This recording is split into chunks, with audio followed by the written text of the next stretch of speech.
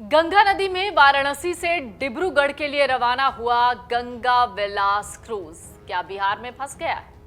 गंगा विलास cruise के उद्घाटन के बाद भी चर्चा जोरों पर है और उससे पहले भी विरोध हो ही रहा था। 68 करोड़ खर्च कर इस क्रूज को बनवाया गया और ये क्रूज नदियां नापने निकल पड़ा।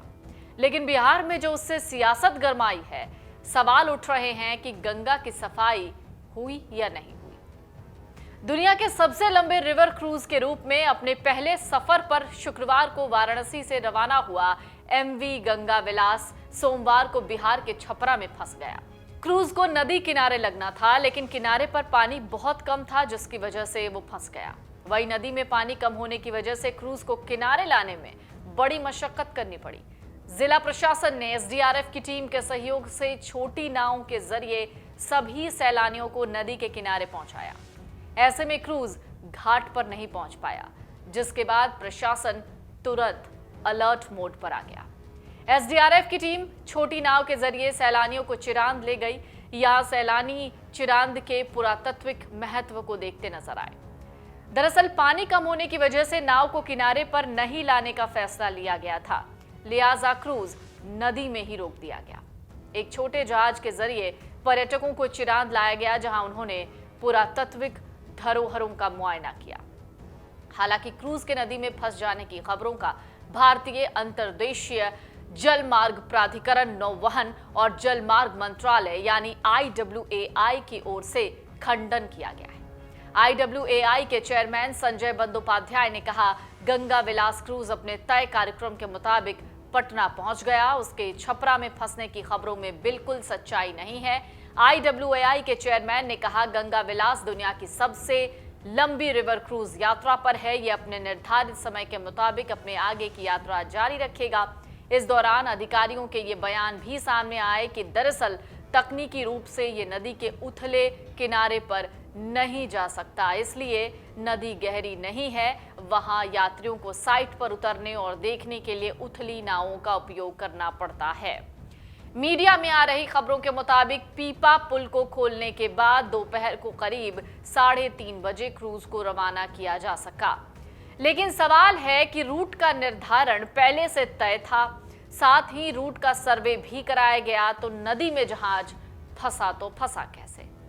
लेकिन फिर भी जो बातें सामने आ रही हैं उसमें कहा जा रहा है कि जहाज के फंसे होने की बड़ी वजह गाद है, यानी सिल्ट। लेकिन गाद इतने बड़े जहाज को आगे बढ़ने से कैसे रोक सकती है?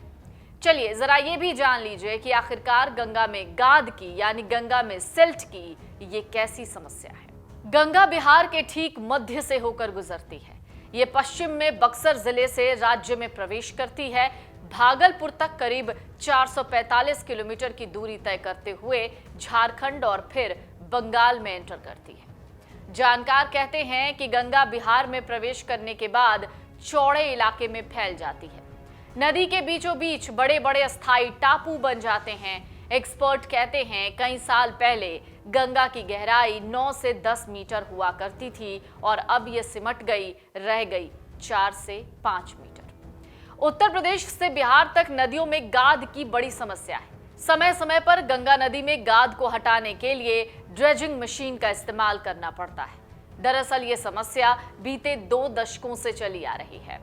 नदी की धारा बदल रही है। सिल्ट यानी गाद के कारण नदियों का तल ऊंचा होने से गेज भी सही जल स्तर की जानकारी नहीं दे पाता। ऐसे में नदी का तल लगातार ऊपर उठ रहा है, जिससे कम पानी में ही नदियों में उफान आ जाता है। यही नहीं, नदियां कम पानी में ही खतरे के निशान को पार कर जाती हैं। आपके लिए ये भी जानना जरूरी है कि हावड़ा के हुगली नदी से गाद हटाने के लिए फरक्का बराज का निर्माण हुआ था, लेकिन इसका कोई फायदा नहीं हुआ। गाद हटाने की बजाय गाद और जम रहा है। अब सवाल यह है कि गंगा में गाद कितना है? बिहार में हिमालय से आने वाली गंगा की सहायक नदियां कोसी हैं, गंडक और घाघरा। ये बहुत ज्यादा गाद लाती हैं। इसे वो गंगा में मुहाने पर ही जमा कर देती हैं। इसकी वजह से पानी आसपास के इलाकों में फैल जाता है। एक रिपोर्ट कहती है कि फरक्का से होकर गंगा नदी में हर साल करीब 80 करोड़ टन गाद आती है। दूसरी रिपोर्ट ये भी कहती है कि गंगा नदी में करीब 73.6 करोड़ टन गाद आती है। इसमें से 32.8 करोड़ टन गाद इस बराज के प्रति प्रवाह में ठहर जाती है, यानी वही रुक जाती है। पिछले कुछ साल पहले केंद्र सरकार द्वारा एक कमेटी का गठन हुआ। इस कमेटी ने गंगा के बहाव क्षेत्र में 11 जगहों को मार्क किया था जहां से गाद हटाने की बात कही गई थी। जब वो रिपोर्ट आई उसमें यह भी कहा गया कि अगर इस पर काम नहीं हुआ तो बिहार में बाढ़ का रूप और भयानक हो सकता है। एक्सपर्ट्स ये भी कह रहे हैं कि गंगा नदी में 4 मिलीमीटर की दर से हर साल गाद जमा हो रहा है। पिछले कई सालों में यह सिलसिला चल रहा है। गंगा की गहराई कम होने से उसकी धारा में भी परिवर्तन हो रहा है। आगे आने वाले दिनों में गंगा नदी की धारा और तेजी से परिवर्तित होगी, क्योंकि जब नदी की गहराई कम हो जाएगी तो नदी का स्वाभाविक बहाव रुक जाएगा। ऐसे में बाढ़ का खतरा स्वाभाविक है और जब इतनी बात हो रही है तो नमामि गंगे का भी जिक्र लाजमी है। पिछले साल यानी साल 2022 की ही बात है। सरकार का दावा था कि तेजी से काम हो रहा है। नमामि गंगे प्रोजेक्ट से गंगा की अविरलता और निर्मलता दोबारा प्राप्त हुई है। वहीं दूसरी तरफ हाईकोर्ट ने कहा कि गंगा प्रदूषण मुक्त करने के काम में तमाम विभागों में तालमेल ही नहीं है। हाईकोर्ट को कहना पड़ा कि रिपोर्ट बहुत अच्छी है लेकिन जमीनी हकीकत कुछ और है। रिपोर्ट में नाले टैप हैं, गंदा पानी नहीं जा रहा, लेकिन गंगा का प्रदूषण खत्म क्यों नहीं हो रहा? जितना उत्सर्जन है, शोधन क्षमता उससे काफी कम है। ऐसे में बड़ा सवाल है कि गंगा सफाई को लेकर सच क्या है। गंगा विलास के नाम से शुरू किए गए इस लग्जरी क्रूज को करीब 32,000 किलोमीटर का सफर 52 दिन में तय करना है, जिसके लिए हर यात्री को 20 लाख रुपए तक देने होंगे। कई विपक्षी नेता इस महंगे ट्रैवल को प्रमोट करने को लेकर सरकार पर निशाना साध चुके हैं। अब तीसरे ही दिन गंगा विलास क्रूज के अटक जाने से उन्हें एक और मौका मिलता दिख रहा है। डाउनलोड करें अमर उजाला ऐप और पाएं खबरें लगातार। अगर आप ये वीडियो YouTube पर देख रहे हैं तो हमारे चैनल को सब्सक्राइब करें और बेल आइकन को दबाना ना भूलें। अगर आप Facebook पर ये वीडियो देख रहे हैं तो हमारे पेज को लाइक करें।